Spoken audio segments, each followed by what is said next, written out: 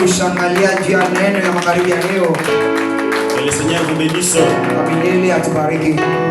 Parce que nous avons bien dansé et bien chanté pour Juda. Juu tunacheza mzuri juu ya Yuda. Amen. Amen. Est-ce que vous connaissez Juda? Unajua Yuda? Il y a quelqu'un qui ne connaît pas Juda ici? Kwa mtu mmoja hapa ya familia Yuda na Yuda. Ou il n'y a pas quelqu'un qui le connaît par confusion? Hata kuna mtu mwingine anamjua kwa jina lingine. Parce que j'étais en train de partager la parole avec quelqu'un des groupes de prière. Tulikuwa nagawanya hapa neno hapa mtu mmoja maombi. Il est arrivé que nous sommes tombés sur Juda, l'enfant de Jacob. Nijikuta tunaanguka fasi mwa wanaandika Juda mtoto ya Yakobo. Il ne le connaît même pas. Hakumjua hata. Lui il connaît seulement Judas. Yaani jua tu Judas. Non, Juda. Juda. Lui dit non, Judas. Yasema ni Judas. Mais je pense que vous n'avez pas la même confusion. Nous venons le chanter et nous chantons pour Juda, l'enfant de Jacob, les 4 reines, qui est le type de notre Seigneur Jésus-Christ, c'est lui qui est digne de recevoir la louange. Le Seigneur vous bénisse. Est-ce que vous nous suivez? Nous vous priez de nous mettre toute votre attention ici. Les 4 enfants de Jacob qui est Juda, c'est l'ombre de notre Jésus-Christ. Le Seigneur qui mérite toutes les louanges. C'est pour lui que nous dansons, nous chantons, nous élevons. Mais nous devons savoir que si nous allons plus loin, nous pouvons aussi danser non seulement pour Juda, même pour Ruben, même pour Simeon, même pour Lévi, même pour Isaac, même pour tous ces enfants-là jusqu'à Benjamin. Pourquoi? Parce que nous savons que tous ces enfants aussi, en eux, ils ont la portion de Jésus-Christ. Ils sont aussi les types de Jésus-Christ. Donc si vous voulez prendre dans chacun des enfants la portion de notre Seigneur Jésus-Christ, vous allez la voir à l'intérieur. Que le Seigneur vous bénisse. Amen. En tout cas, nous sommes dans la joie. Et surtout que le Seigneur permet que nous ayons toujours la paix. Dans cette assemblée, nous sommes en train de chercher le Seigneur. Nous sommes en train de suivre Jésus. Nous sommes en train de prier. Nous sommes en train de servir le Seigneur dans la paix. Ça, nous sommes convaincus. Et si quelqu'un quelque part, on peut dire que dans cette assemblée il n'y a pas la paix, peut-être que c'est par motif impur. Mais nous croyons moins que ici au moins, tout le mouvement qu'il y a ailleurs, si nous ne voyons pas ça, le Seigneur vous bénisse. Le Seigneur a dit que sans la paix, la sanctification, nous ne verrons pas le Seigneur. Donc nous sommes obligés de les suivre dans la paix. Si nous voyons qu'il y a maintenant des troubles parmi nous, des scandales, nous devons vite crier. Parce que nous ne serons pas sauvés dans les scandales, dans les troubles. Le Seigneur nous a appelés dans la paix. Que le Seigneur vous bénisse. Est-ce que vous comprenez ce que nous disons? Je suis content pour ça. Ce soir, nous allons essayer d'évoluer un peu avec le thème qui se trouve au tableau, qui parle de 6 éléments de la doctrine. J'espère que nous n'allons pas beaucoup parler, selon que je suis en train de souhaiter. Nous savons que nous sommes en prière. Il fait très chaud. Avec le jeûne, les gens sont fatigués. Et je pense que nous allons essayer de nous laisser guider par l'Esprit. Nous savons que nous sommes en prière. Et cette prière va continuer pour nous autres jusqu'au dimanche. Donc nous profitons pour annoncer au peuple de Dieu que nous sommes ici à l'hangar pour chercher le Seigneur. S'il y a des gens qui ont des problèmes particuliers, ils peuvent venir. Nous savons que nous avons crié. Donc pour cela, nous n'allons pas beaucoup parler. Nous allons juste ajouter quelques éléments selon ce que le Seigneur va nous guider. Alors, parlant des 6 éléments de la doctrine, c'est déjà un thème qui vient de faire beaucoup de mois au tableau. Nous sommes en train de parler de ça d'une manière ou d'une autre, de plusieurs façons et de plusieurs reprises, de sorte que chacun saisisse au moins quelque chose. Parce que nous ne cessons de dire et répéter que ces enseignements, c'est ce qui font que l'enfant de Dieu soit posé. Ne soit pas comme une herbe sèche qui est emportée à tout vent des autres doctrines.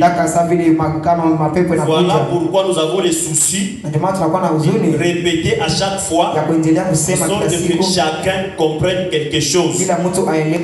Jusqu'à présent, nous ne recevons pas de questions. Nous pensons que le peuple est en train de bien comprendre l'enseignement. Dans notre doctrine, les questions sont permises. Après la prédication, vous pouvez envoyer votre petit papier, vous écrivez la question. Vous pouvez trouver les prédicateurs et chercher la lumière si c'est que vous n'avez pas bien compris. Alors, nous avons dit que la doctrine de Jésus-Christ, qui nous a été présenté, annoncé par les prophètes, expliqué clairement par les apôtres. La doctrine de Jésus-Christ n'a pas seulement 6 éléments, ça a beaucoup d'éléments. Et dans ce passage de Hébreux 6, premier au 3e verset, l'apôtre est en train de dire que il estime qu'il laisse d'abord à côté les autres éléments pour évoquer ces 6 qu'il a énumérés là-bas. Alors, nous avons déjà longuement parlé des renoncements. Nous sommes en train de chaque fois dire que les renoncements, c'est la repentance et la conversion. C'est ça la nouveauté de vie qui doit être vue et constatée dans chaque enfant de Dieu. C'est lui qui dit qu'il a reçu la doctrine de Christ.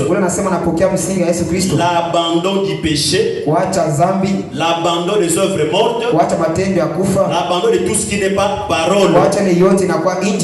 Alors, nous sommes passés au 2e élément.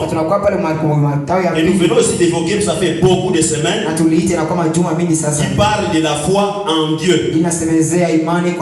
Nous avons aussi parlé longuement de cet élément en disant au peuple de Dieu que si vous avez renoncé aux œuvres mortes, vous devez nécessairement placer votre foi en Dieu. Et nous avons démontré que cette foi, c'est pour le salut, c'est pour la justification. C'est une foi qui doit viser à vous rendre agréable devant le Seigneur. Car sans la foi, il est impossible de plaire à Dieu. Alors cette foi pour la justification, pour notre salut, nous devons la placer en notre Dieu. Et nous avons plusieurs façons de montrer que ce Dieu en qui nous devons placer notre foi, c'est lui Jésus-Christ. C'est lui le Dieu des saints. C'est lui le Dieu d'Israël. Et lui Jésus-Christ, ce n'est pas un nom. Si nous disons que nous devons placer la parole la foi en Jésus, c'est-à-dire que Jésus-Christ a dit que lui il est la parole. Parce que dans Apocalypse 19 verset 13, on a donné le nom de celui qui était assis sur le trône. Son nom c'est la parole de Dieu. Donc notre Dieu Jésus-Christ, c'est lui la parole de Dieu. Si nous disons que nous avons placé la confiance ou la foi en Dieu, c'est-à-dire que nous avons placé la foi en la parole. Nous espérons en la parole. Non seulement n'importe quelle parole, mais la parole telle qu'est annoncée par les apôtres. Et tout ce que nous pouvons vous dire, nous ne saurons pas de tout dire par rapport à la foi. Parce que d'autres grâces aussi viendront dire ce que nous ne disons pas. Les grâces se complètent. Mais ce que je peux te dire au-dessus de tout, c'est que je peux seulement te répéter les conseils de Paul envers son fils Timothée. Dans 1 Timothée chapitre 1er, le verset 18. Il dit que la recommandation que je t'adresse, Timothée, mon fils, conformément aux prophéties faites en ton sujet, c'est que d'après elle, tu combattes les bons combats de la foi. Que tu combattes les bons combats de la foi. Alors, nous comprenons que si Paul dit que garder la foi, c'est tout un combat, c'est-à-dire que si tu dis que tu as la foi en Dieu, c'est une bataille de tous les jours que tu es appelé à livrer, frères et sœurs. C'est-à-dire que ce n'est pas facile. C'est pour ça que tu dois être très sérieux avec toi-même, très sérieux avec la parole, très sérieux avec les Écritures, pour que tu ne puisses pas courir en vain. Frère, nous ne devons pas mépriser ou fouler au pied de la grâce que le Seigneur nous a faite. Le Seigneur nous a fait grâce. C'est là qu'il est écrit que la vie éternelle ne dépend ni de celui qui court, ni de celui qui fait, mais de Dieu qui fait miséricorde à qui il fait. Maintenant, la grâce que le Seigneur nous a faite, bien aimé, nous devons la prendre avec beaucoup de considération. Toi-même, tu observes le monde dans lequel nous vivons. Combien de personnes connaissent cet évangile ici? Combien de personnes ont l'espérance que toi tu as dans la vie? Tu de considérer notre époque ici, combien suivre le Seigneur devient compliqué, combien les gens sont en train de se révolter envers la parole, combien Jésus-Christ est méprisé, la parole est.